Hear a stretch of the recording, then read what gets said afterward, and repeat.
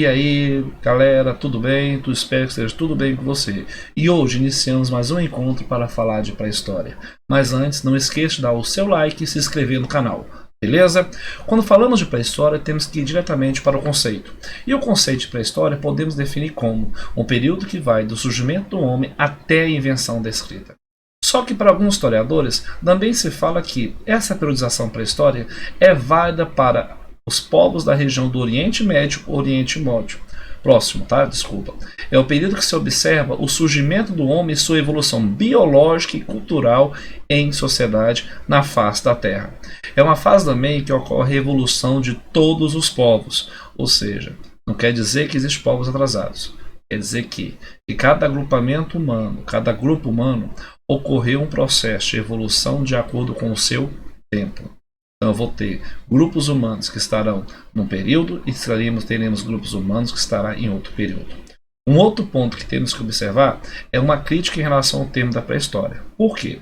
O termo pré-história transmite a falsa impressão de que houve um período em que, mesmo existindo homens, não houve o quê? O que nós chamamos de história. Ou seja, leve em consideração como marco o início da história e a invenção da escrita e não a atuação do homem como ser humano. Então quer dizer o quê? Quando nesse período da pré-história não teve história, no período da pré-história o ser humano não conseguiu se evoluir? O ser humano não conseguiu se transformar? Não, peraí. Durante a pré-história eu tenho história, eu tenho cultura, eu tenho produção do homem. O homem produz, o homem cria. O homem se faz homem. Ficou bonito, hein? O homem se faz homem. De acordo com o período da história, nós encontramos aí a figura do naturalista Charles Darwin. Ó, que fala sobre Charles Darwin. Foi um naturalista. Ó, isso aqui nós achamos na biografia de Charles Darwin no E-biografia. E-biografia, boa fonte de pesquisa. Fala o seguinte: Charles Darwin foi um naturalista inglês, autor do livro A Origem das Espécies, formulou a teoria da evolução das espécies e anteviu os mecanismos genéticos e fundou a biologia moderna. É considerado o pai da teoria da evolução das espécies. Beleza, né? Então, é ele que é o responsável por chamar a teoria evolucionista, onde vai falar do surgimento do homem, tá? Do processo de evolução do homem. E tirar aquela ideia, ideia boba, que o homem veio do macaco. Não, isso é muito senso comum. O homem não veio do macaco. Eu gosto de falar para meus alunos, seja do sexto ano, seja do primeiro ano do ensino médio, primeira série do ensino médio, que o ser humano ele veio de um ancestral comum, tá? Dos primatas. Então ocorreu uma seleção natural da espécie e dos primatas entre os pogídeos e os homídeos. Aí nós temos na imagem A Origem da Espécie, o livro de Charles Darwin, e a foto aí do nosso camarada. Então o homem passou por um processo de evolução, ok? Didaticamente, dividimos a pré-história em 3 períodos. E esses 3 períodos é Paleolítico, Neolítico e Idades Metais.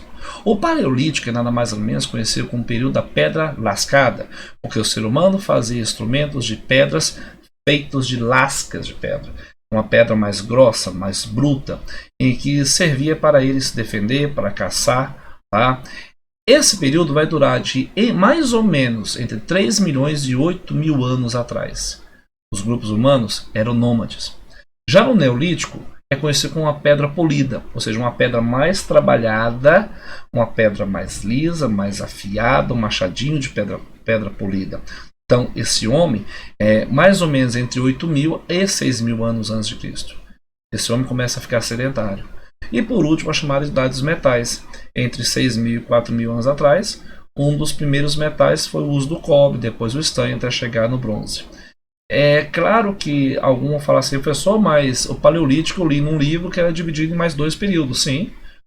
Didaticamente, o que vai ser cobrado no Enem, e se você for fazer o curso de História, você vai estudar mais detalhado. Você vai estudar o chamado Paleolítico Superior, Paleolítico Inferior. Você vai estudar um período intermediário entre o Paleolítico e o Neolítico, chamado de Mesolítico. Tá? Então você vai entender um pouquinho mais aprofundado. Mas o objetivo dessa aula é fazer que a história é fácil. Então não é complicar o assunto. Então divide-se 3 períodos: Paleolítico, Neolítico e Idade dos Metais. É nesse contexto de divisão pré-histórica que ocorre a chamada o quê? Evolução humana.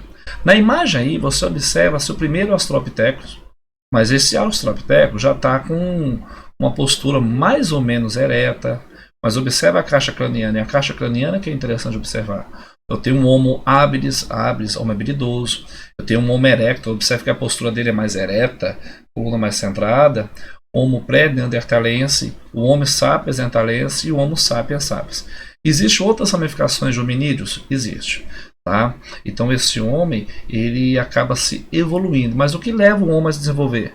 A sua capacidade craniana. Ou seja, o seu cérebro começa a modificar. Observa-se que o crânio dele, do primeiro hominídeo, ele é menor. Observa-se que do Homo sapiens a capacidade da massa cefálica é bem maior. Dizem que a capacidade do homem de comer proteína possibilitou esse desenvolvimento do cérebro. Então esse ser humano ele conseguiu, nesse contexto, evoluir de maneira considerável, tá? E até mesmo resolver situações, problemas do cotidiano. Já no período paleolítico, né, começamos a história, a pré-história, começamos no período paleolítico. O paleolítico é o que nós chamamos de idade da pedra lascada. O ser humano vivia nesse período um regime de comunidade primitiva, onde atividades econômicas básicas era caça, pesca e coleta de frutos, raízes e ovos. Qualquer jovem que esteja assistindo essa aula, tiver jogado algum jogo de RPG, Empire Age, Age of Empire, você começa justamente nesse período da pré-história da evolução do homem. E aí você vai pensar que começa no Paleolítico. Tem um outro jogo que o meu garoto joga, Far Cry, uma coisa assim, Prime. Eu vejo muitas características do Paleolítico e no final do jogo, se não me engano, do Neolítico. Mas observamos então o Paleolítico, onde esse homem ele vive em pequenos grupos. Esse ser humano do Paleolítico ele usava instrumentos rudimentares feitos de ossos, madeiras e lascas de pedra, chamada silex. Eram raspadores e furadores. Então esse homem ele está transitando no processo de descer da copa das árvores, de começar a andar, de começar a evoluir, de começar a se proteger, tá? Vivendo em bandos, buscando locais. O que é mais legal, esse homem ele é nômade, e por ser nômade ele fica no local enquanto tem alimento, e quando esgota aquela região ele muda de outro lugar. Você já viu isso sim, meu jovem, tá? Minha jovem, assistindo o desenho da Era do Gelo. Tem vários desenhos que ilustram bem esse contexto. É marcado esse período por uma grande descoberta, uma grande tecnologia, que é a domesticação ou o controle do fogo. Alguns estudos falam que o homem poderia conseguir o fogo de duas maneiras: através das tempestades, quando caía um raio e aí a árvore pegava fogo ou gerava fogo, o homem ia lá e tentava guardar esse fogo, acumular esse fogo. E uma outra teoria seria justamente a partir do momento que ele usa pedras para fazer instrumentos de pedra, ele pega uma pedra específica e bate e descobre, através da observação, que aquela pedra produz uma faísca. Então ele começa a ter o controle daquilo de fogo e começa a ser o quê? O grande desenvolvimento. Por quê? Porque o fogo é importante para o homem no Paleolítico.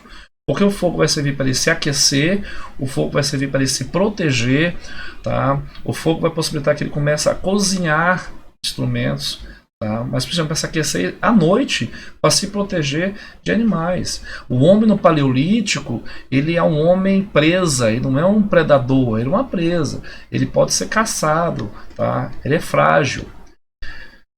Esse homem habitava cavernas. Mas vamos pensar, não é qualquer caverna, é paredão, é uma caverna que está desabitada, tá? Copas de árvores ou choças feitas de galho. Esse homem vive bastante em bando, ficam momentaneamente. Professor, mas como é que esse homem vivia em cavernas? Mas porque nós temos dados. A arqueologia ela encontra vestígios desses homens. Tem vários vídeos no YouTube, legal. Um deles é uma matéria de 99 da arqueóloga Niede Guidon, no Piauí, aqui no Brasil. Vale a pena se assistir, é muito massa. Puxa, arqueologia é topíssimo, tá? E esses arqueólogos descobrem que esse homem, através dos dados, que a propriedade era coletiva. A terra, a água, os bosques. Esse homem não tinha ideia de propriedade privada. Então ele vivia um sistema de igualdade social. Esse homem, por ser nômade, ele consegue ocupar a África, a Europa, a Ásia, a América, a Áustria. Nesse contexto, ele cria instrumentos para poder se defender, como o arco, a flecha. Destaca-se as chamadas pinturas rupestres. Esse ser humano começa a preocupar em sepultar os corpos, tá? Na questão daquele que é mágico, aquele que é natural. Aí na imagem você vê um grupo de hominídeos, tá, habitando dentro da caverna. E aí o domínio do fogo. Observa? Já começam a caçar, e já começa a necessidade de viver em grupo, fazendo pequenos gestos. Até conversei com uma colega minha essa semana sobre a relação da linguagem, e são pré-histórica que começa a desenvolver a linguagem, primeiro pelos sinais, pelo olhar, e depois começa a soltar sons. Tá? E aí falamos de travessia. Observa aí no mapa, aqui no meu ombro, você. Aqui o homem sai aqui da África, tá vendo? África, deserto da Arábia, ele passa ali para a região do Oriente Médio, ele vai para a Europa, da Europa para o norte da Europa, ele passa por dentro do Oriente Médio, vai pela Ásia, na Era Glacial ele vai atravessar o Estreito de Bering, vai chegar na América do Norte. Eu tenho uma outra teoria que o ser humano vai chegar na Oceania e através de canoas, uma segunda teoria, ele vai chegar na região do Chile. Recentemente, isso é descoberta que o homem teria vindo da Europa para na América Central. Outros que teriam vindo da África e vindo chegar aqui nas costas do Brasil, tá? No Nordeste. Então, assim, atualmente a arqueologia evoluiu tanto que nós não podemos falar que tem só uma teoria que o homem povoou o continente americano. Existem 4 teorias que o ser humano teria povoado o continente americano. Isso é fenomenal, porque o ser humano busca a questão de quê? De sobrevivência, busca novos recursos. Aí uma das provas básicas que nós temos é a chamada pintura rupestre, onde eu tenho aí uma imagem interessante, que é as mãos negativo, que ele colocava a mão e ia soprando, ia desenhando a mão, se conhecendo, parece uma coisa de criança, né? E aí você tem aí a caçada do bisão, percebe-se que o ser humano vai contando ou o que vai acontecer ou aquilo que ele pretende acontecer dentro da pintura rupestre. Saindo desse período paleolítico, o ser humano agora vive em bandos, só que um detalhe, o neolítico, aí o período chamado de pedra polida, mas é marcado justamente pelo quê? Pelo desenvolvimento da agricultura, o que nós chamamos de revolução neolítica. A partir do momento que tem a revolução neolítica, o ser humano ele começa a cultivar o seu próprio alimento. Através da observação, o homem aprende a cultivar. Aí você tem na imagem um instrumento de machadinho de pedra polida. E na outra imagem, os grupos. Observe que eu já tenho um animal junto. O cão, depois da domesticação de animais de grande porte. Tá? Como, por exemplo, o desenvolvimento da pecuária. Então, a Revolução Neolítica é o quê? É o período do desenvolvimento da agricultura e a sedentarização do ser humano. Nesse período, a importância do papel da mulher, não há um regime ainda patriarcal, mas um regime matriarcal, a mulher define as funções sociais do grupo.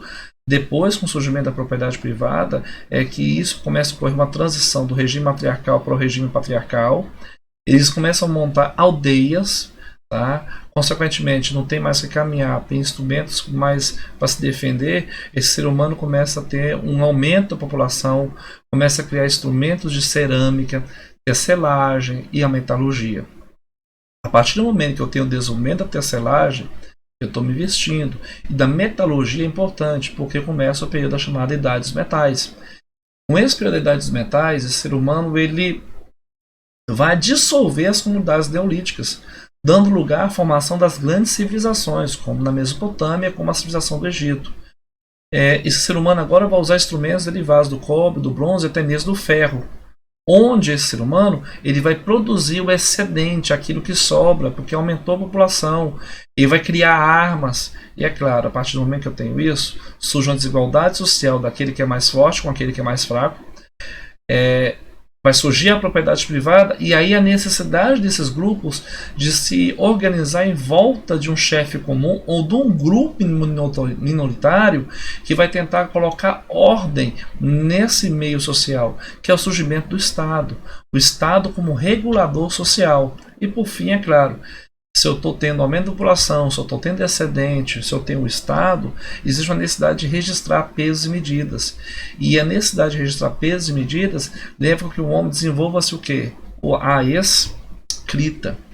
Falando de civilizações, as primeiras civilizações vão formar o que nós chamamos de crescente fértil. Então, o que é a crescente fértil? É a região que possibilitou o surgimento das primeiras civilizações, próximas dos rios. Quais rios? Rio Tigre e Eufrates, Rio Nilo e Rio Jordão na Palestina. Por que próximo dos rios? Qual que é o bem mais rico que esse homem tem? Água. Ou seja, eu tenho que sobreviver próximo do rio, que eu vou aproveitar essas enchentes, vou adubar a terra e vou desenvolver a agricultura. Bem, galera, por hoje foi isso. Espero que tenha gostado. Tá? A pré-história é um assunto muito legal, existem muitos ganchos que eu poderia ficar falando aqui várias e várias horas, mas nosso tempo é curto.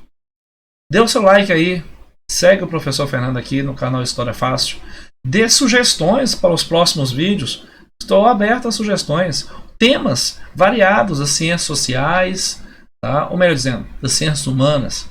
Vamos discutir, vamos falar, vamos comentar sobre outros assuntos. Por mais, só posso dizer para vocês que foi um prazer. Inscreva-se no canal, dê o seu like, tá? Estou esperando vocês na nossa próxima aula. Um abraço, até mais.